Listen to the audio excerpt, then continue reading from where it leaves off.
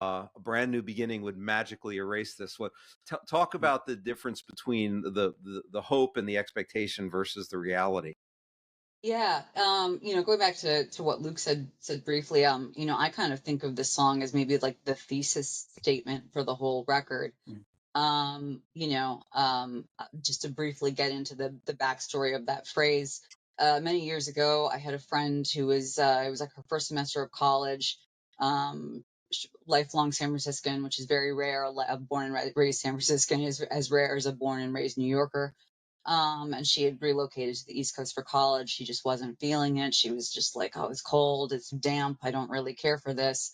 And she was close to one of our high school teachers. She kind of emailed him, saying, hey, maybe a pep talk, maybe, like, am I being dramatic?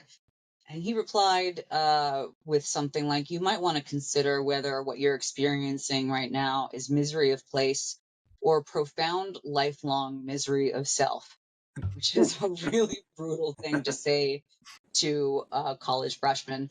At the time, she relayed that back to me, and we were both very indignant. Like, oh, that's a really fucked up thing to Yeah. say. That's not cool. Um, but in the years since, I've come to think of that as a really wise question.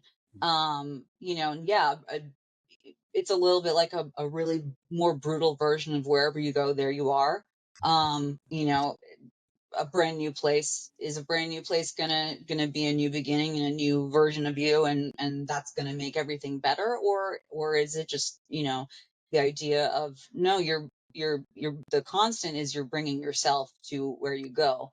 But I will expand on this and say that I don't necessarily think it's a question of, okay, you bring yourself to wherever you go and you're gonna, that means you're miserable. If you were miserable to begin with, you continue to be miserable.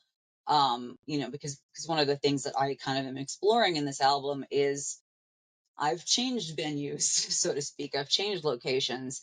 I'm still myself.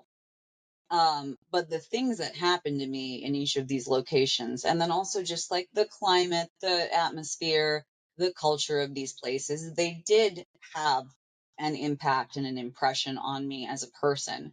So I'm not stagnant. When I move to the next location, it's not like I'm just bringing my own miserable self that's been miserable all my life. I was informed by where I was, and now I'm bringing that version of myself to the new place.